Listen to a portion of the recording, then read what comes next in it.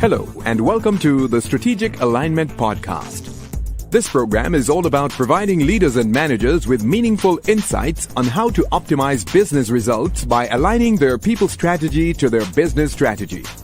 Our goal is to support you as you rise to the challenges of complex decision-making centered around attracting and retaining top talent.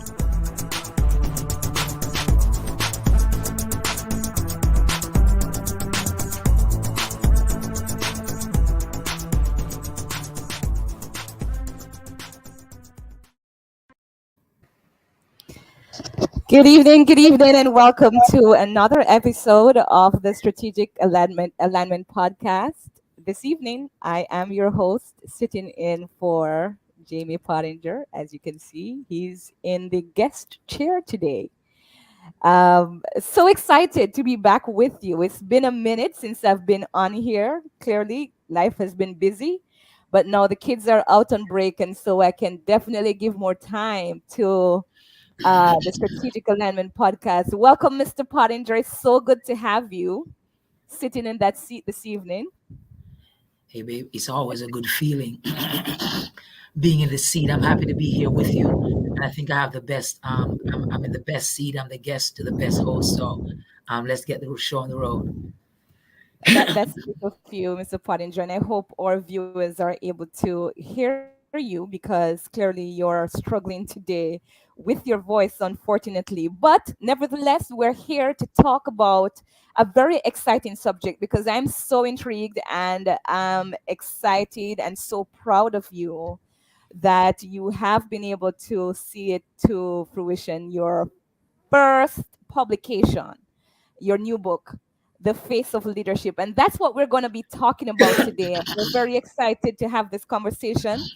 We just want to go ahead and ask those of you who are on the live right now to go ahead and share this stream. Go ahead and hit that share button, hit that like button, and we are looking forward to a very engaging conversation this evening as we pick the brain of Jaymie Pottinger, the newest author on the block, with his book, his leadership book, The Face of Leadership. We are going to be going deep today. We're going to go behind the scenes and try to figure out what was behind the inspiration to this book. What was it that drove him to write in this book? And who really needs to read it? So go ahead and hit that share button. We want more people to hop on to the stream. We're inviting you also to interact with us this evening. To share your comments and questions to the author. We're going to be fielding those questions to Jaymie later on in the program. So go ahead and hit that comment button and share your comments. Those of you who've purchased your copy of The Face of Leadership, we want to hear from you. How's it going? How do you like the book? What is your feedback? We're looking forward to that. So right now, I'm going to jump into the question, Jaymie. I know this, but for the sake of those who are online right now, give us some insights into what inspired you to write this book, The Face of Leadership. What was that one thing that pushed you that you could not sit well with, that pushed you to write The Face of Leadership? So I would say that I'm a student of leadership. And I'm always a student of leadership, of personal growth and development. And I'm always looking for opportunities to add value to others and help people to recognize that there's a lot that you can unlock from yourself. And sometimes you're held back based on some of the experiences that you've had. So for me, adding value to people's lives and giving them opportunity to experience their best self is something that I'm always hungry for opportunities to do that. And leadership has been the tool or the vehicle that has given me the easiest way of doing that. Because according to one of the gurus, John Maxwell, leadership is influence. And we're all leaders, whether you're leading up, you're leading down, you're leading across, or most importantly, leading yourself. So I consider it to be leadership, growth, and development. I would say that it's one of the best things that you could be involved with. And that is the reason why I found myself thinking that, guess what, the best move is to write a book that inspires people to experience their best self on their journey. And our lives are enriched by it, I have to say, Jamie, not because I'm your wife, but I do know that you are definitely that person who's always trying to make an impact, trying to make a difference. And by all means, you are doing that. The truth is, books really are there to expand our legacy and to transcend us. And I do believe that the face of leadership was an excellent start on that journey in impacting lives. Now, what I want to find out from you, if there are persons curious, they've not purchased the book yet, but they are interested in knowing whether or not this book is right for them. Like, is this something that I should invest in? I mean, I'm not so sure if I'm a leader. What would you say would be the target audience for this book? Who should read it? So I'd say this book is for seasoned leaders, emerging leaders, and aspiring leaders. So if you find yourself in any of those categories, I'd say jump onto Amazon and copy yourself a copy of this book because it'll definitely guide you along the right path. Yeah, I want you to unpack that for me a little bit, because you talked about seasoned leader. Why would a seasoned leader need this book? The thing about it, Sean, is that not because you've been operating in the capacity of a leader means that you're getting or extracting everything that you could be extracting from your gifts and your talents and your capacity. It doesn't mean that you're getting the results that you need. And Mhm. sometimes seasoned leaders, they hit a plateau whereby they're stuck and they can't move forward because you may be a seasoned leader, but you're also a leech leader, meaning that you're at that point where you can't go any further and you need the tips and the tricks to take you outside of that zone whereby you're not just striving, according to my friend Lee Townsend, but you're thriving. So this book allows you to get to that place whereby you're unlocking the code and you're receiving those results that you need, because you're not just going by the rituals and the practices and the customs and the norms, but you're now taking yourself to the next level. You're moving from your rocking chair and you're getting to Mhm. that place where you're in uncharted territory and you're hitting the mark and you're hitting it hard and you're inspiring and impacting others in terms of the results that they're getting and the fact that they're seeing you as a role model, taking yourself and your team there. Just as a side note, I kind of like that bass in your voice. I'm really enjoying. I'm sorry. This is an interview. Let's get back to the book. Excellent point that you made there, Jamie. What I'm gathering is you are, sort of zeroing in on this concept of constant growth, and I think that everyone can benefit from that in terms of personal and leadership development. So that's excellent. Um, when you talked about aspiring leaders, I gather that these groups would include individuals who want to be a leader one day, but they are not leaders as yet.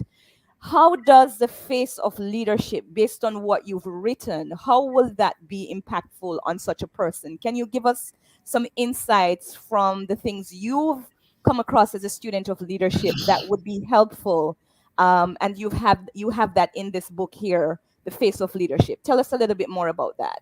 So, and that's a great question, Shauna. And the thing about it is, baby, is that as you aspire to be a I'm leader, not quite sure if baby is one of those things that you're supposed to say, okay, but all right, I'll take it. Shauna K.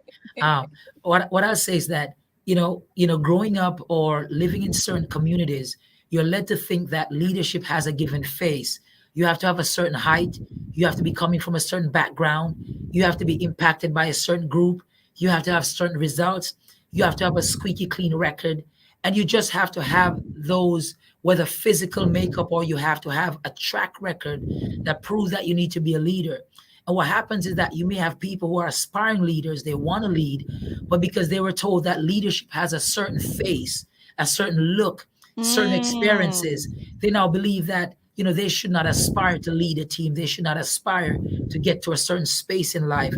They should not aspire to do certain things. So what happens is that they wave the white flag in the face of their dreams and their goals, and they go back in their comfort zone thinking that they were not made to be leaders. But predictive index says it to us that leadership is really leading up, leading down, leading across, and leading yourself. And even if you're in the marketplace, you're a leader. If you're a farmer with a pickaxe or a hoe, you're a leader. If you're a fisherman running your own business, you're a leader. So an aspiring leader, this book allows you to recognize that there are 8 key areas or 8 pillars that all successful leader, you have to travel that path. So as an aspiring leader, This book, The Face of Leadership, gives you the tips and the tricks and the experiences and the research information that allows you to recognize that there's nothing that can stop you from impacting and inspiring others if you really want to lead, and if you're really willing to face the music or the sound of who you are, and also understanding that Mm. leadership is not just about winning, but it's about facing where you are and using your unique gifts and talents to take you to that next point. And leadership is not just about leading the way somebody else have led, but leading in a way that you are Yes. maximizing your God-given DNA in getting to that place. I love it. I love it. And the concept of the face could not be more apropos because I do believe that you cannot hide your face.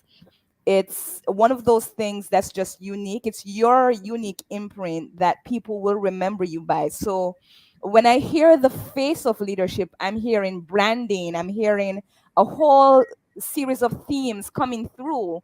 But I just want, for the benefit of those who are online, joining us. And by the way, I noticed that there are quite a few of you on here on the live.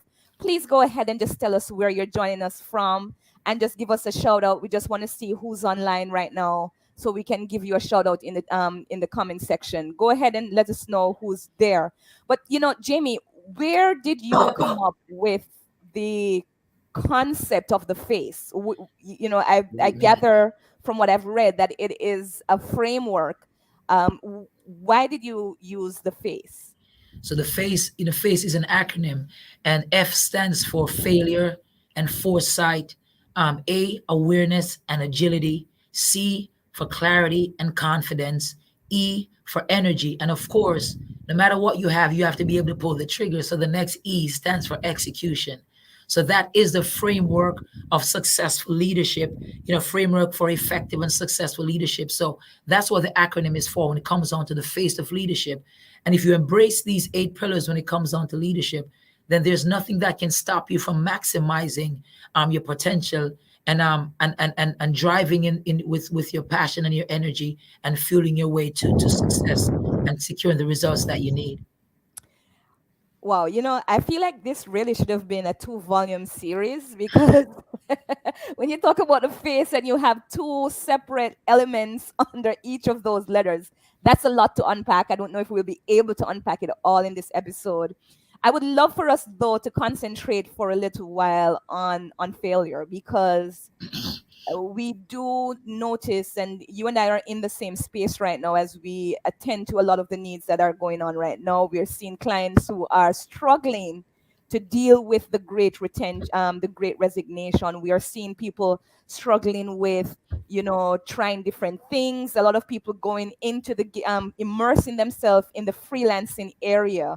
And the truth is, failure is something that they face on a daily basis. So I do see how that can resonate, and the need for resilience is so important in that regard. And so I want you to share with us. I know the first chapter of your book had to do with failure, but I want to hear a personal story from you, Jaymie, about how failure has shaped you as a person and as a leader in your career, or I mean, just any anecdotal experience that you've had where failure has had a profound impact and you had to bounce back from a situation. So you've used you used my pet word, and that's bounce back, and I'm going to talk about that a little bit.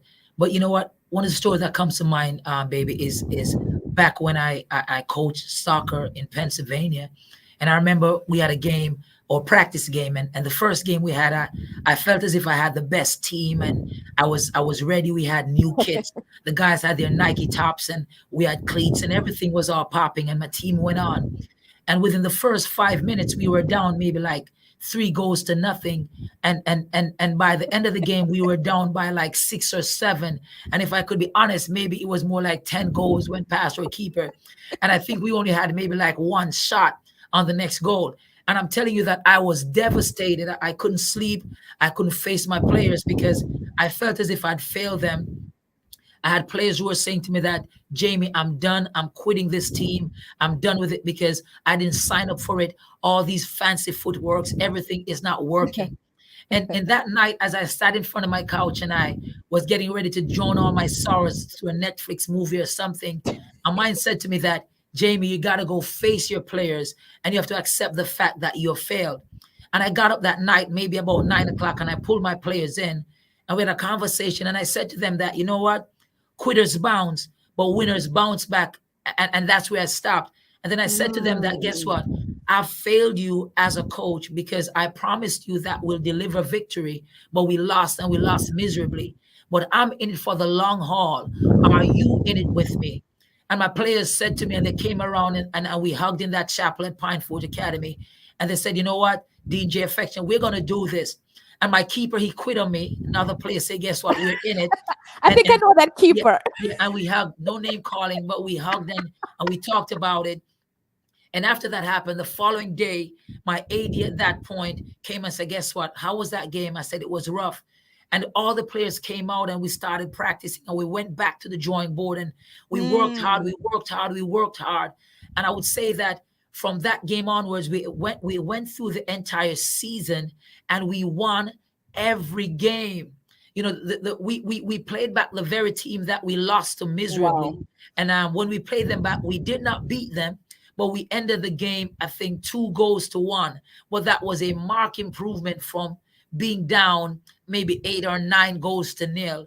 And at that point, I Mm. recognized that failure is an inevitable path to success, It meaning that is.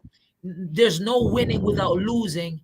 And most times we experience more bad experiences or more hurdles than we Mm. experience the wins. But what happened is that what you have to do, you have to embrace that mindset of quitters bounce, but winners bounce back and follow through.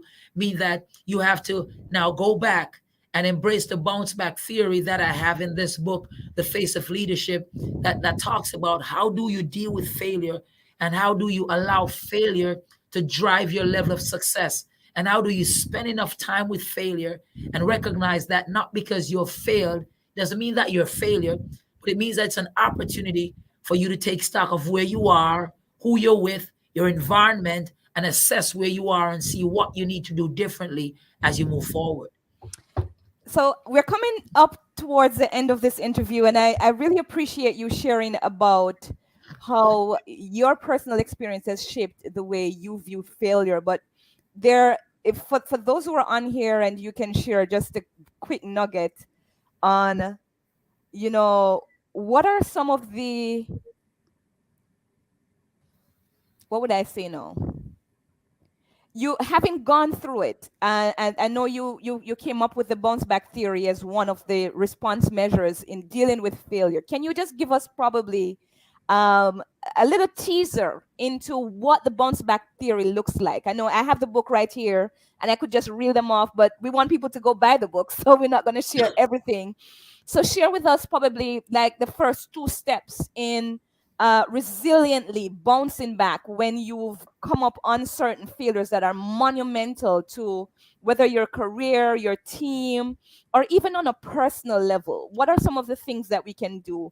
Give us probably 2 of the steps to take in So what I response say to is that that. the first step, and this is what I share with execs when I'm working with execs or clients that I'm coaching or speaking, is that the first thing that you have to do is that most people, they go into the fetal position and they surrender to the circumstance or they surrender to the hurdle, the problem or the failure.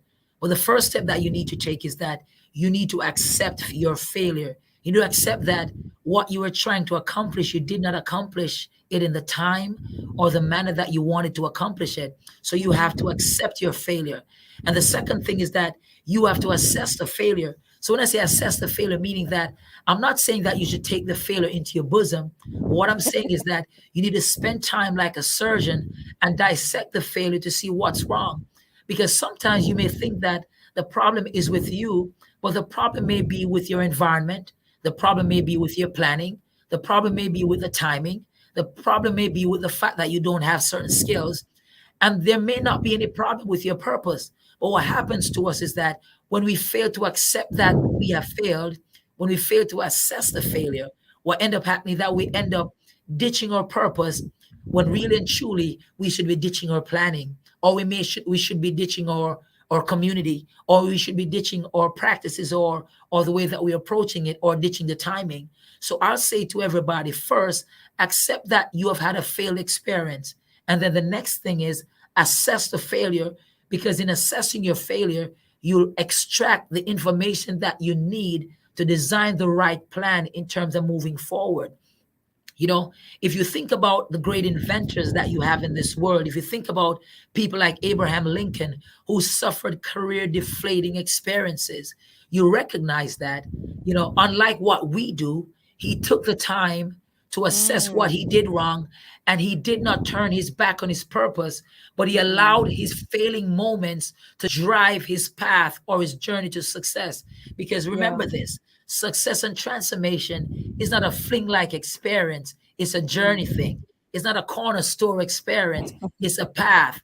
And in that path, you will have failure because, as I said before, Shauna, is that failure is an inevitable path to success.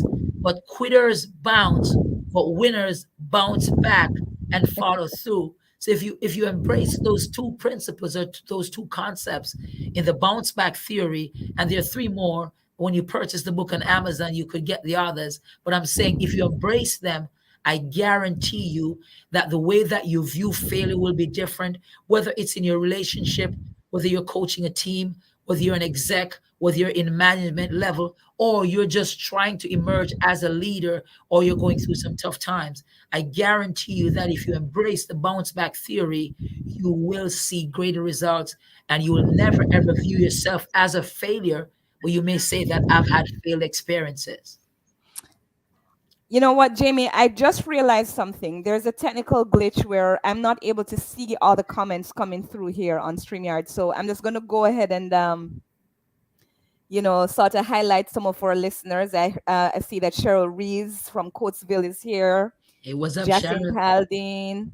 That's it. Samara Stevens is here. He sort of affirmed. Errol Jones is here, and a lot of good feedback coming through. Dr. Kelly is here as well.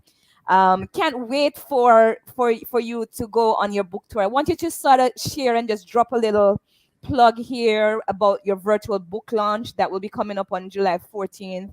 Talk about some of the keynotes that you've already secured, so we can try to get our listeners to start preparing and saving the date for your virtual book launch. Jamie, go ahead.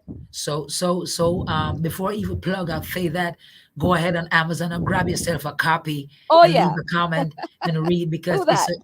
it's a great read. And to the back of it is that, just remember this, leadership is about growth and influence and impact. And no matter where you are at this point, Sean, I'm gonna put a quick plug here. I'm a country boy, but guess what happened? I had folks who invested confidence in me, reminding me that no matter the failures or the challenges or your background, you are the face of leadership. Just remember that wherever you are the face of leadership, because you have unique gifts and talents that the world is waiting on for you to Mhm. unleash, so that people can get the success that they need based on the gifts and talents that you have. So back to it, on July on the 14th, we'll be having the virtual Face of Leadership book launch and leadership session. We'll be having great speakers like Pierre Quinn and representatives like Matt from Predictive Index and others. And I'm going to send you the list with the names, Shauna, because I'm not seeing it clearly now, of great speakers and leaders in their different fields, whereby you'll be able to secure a wealth of information as you leave Yes. your given space. And I'm saying, as soon as the tickets are out, we'll be having limited space. So like for you to come on out and purchase your tickets and get onto the train as we lead to the next area, because we believe that, you know what, we all have something to give. And as Shauna asked earlier, one of the things that drives me a great deal when it comes on to this book and drove me to writing this book is that I've seen too many people who are underachievers, not because they don't have what it takes, but because they were fooled by what they believe the face of leadership to be. And I'm saying to you that you are the face of leadership. And this book Mm. has the information to unlock in you areas and gifts and talents that would allow you to recognize that. Why is it that I've been sitting back for too long? Because remember that leadership is leading up, leading Leading down, down. leading across, and most importantly, leading yourself. So go ahead, grab yourself a copy of this book on Amazon, The Face of Leadership, the hardcover, the soft copy, and share with a friend. And remember, save the date, July July the 14th. 14th, for the first Face of Leadership Conference, and the official launch of the book. And my man Pierre Quinn and other great speakers and leaders in their space will be joining me as we work together and lead ourselves and others to a place whereby you'll be satisfied with who you were created to be, because you're not stopping at where you are, but you're driving to where you were created to be. Excellent. I know we're coming on, we're about to finish up right now, and I just want to remind our viewers and those who are online right now to go ahead, get your copy of The Face of Leadership. It is available in ebook formats on Kindle and Google Play Books. So you can now purchase it online. And we've been running a sale, Jaymie, for $3 for the past couple of weeks. You guys want to go ahead and get it while it's going for $3. The price will go back up. So go ahead and get your copy today, the ebook format. And, Jaymie, you didn't talk about this, but we really do want to hear how this book has impacted you. And the way to do this is through your reviews or feedback. Go ahead and give us a shout and let us know how The Face of Leadership has impacted you on your leadership journey. It will be available in Barnes and Nobles come next week. We will have it live on Barnes and Noble. We are having some technical glitches with that, but very soon you will see that in the stores near you. Jaymie will be going on some tours as well. We'll give more information about that, and for the next couple of weeks, we'll try as best we can to talk about that. Jaymie, as we close off, I know that at the beginning of the launch of your book, when it went live, there were some glitches that happened. I don't know if you want to take this opportunity and sort of give those individuals who may have received yeah, go ahead. So I say that, the title of the first chapter in the book is failure. No matter what you're doing, no matter how successful you are, you're going to have failed experiences. It doesn't mean that you're a failure. We had some misprints in the first maybe 34 or 40 copies of the book. And we're saying that you can return those books if they're not no numbers and pages or whatever the glitches are. And you could get a new copy that has everything that is made to fit and made just right. So if you're having some of my friends are saying that, Jaymie, I need that copy still because it's the first copy. But I'm saying that if you have anything in your book and it's any glitches or anything and any issues, please, you may return that copy and get yourself an updated copy that has everything that is just right. And remember, we're a team and we believe in growth. We believe in expansion. We also believe in integrity and transparency. So we solicit your support as we keep on this journey of impacting lives as you move forward in your journey, regardless of where you serve, as leaders or just as a member of a regular team. And that's it, ladies and gentlemen. We want to thank you so much for joining us for this conversation. And I just want to pause, Jaymie, to say how proud I am of you and the work that you have been doing. Every step along this journey has been a very exciting one. And I'm very happy to be here on this journey with you. Looking forward to the future and what it holds for Pottinger and Associates Consulting, but even greater for you, Jaymie Pottinger, on the work that you are doing. May God continue to bless you. Thank you all so much for joining us. We invite you to join us next week. We will have another episode of the Strategic Alignment Podcast. Remember to go ahead, like, and subscribe to the Pottingers and Associates page so that you can be the very first to know when we are going live or when new content has been released. Thank you again for joining us and all the best. Bye-bye. Thank you for listening to the Strategic Alignment Podcast. We hope you enjoyed this episode. Please subscribe to our podcast by visiting our website at www.pottingerandassociatesconsulting.com.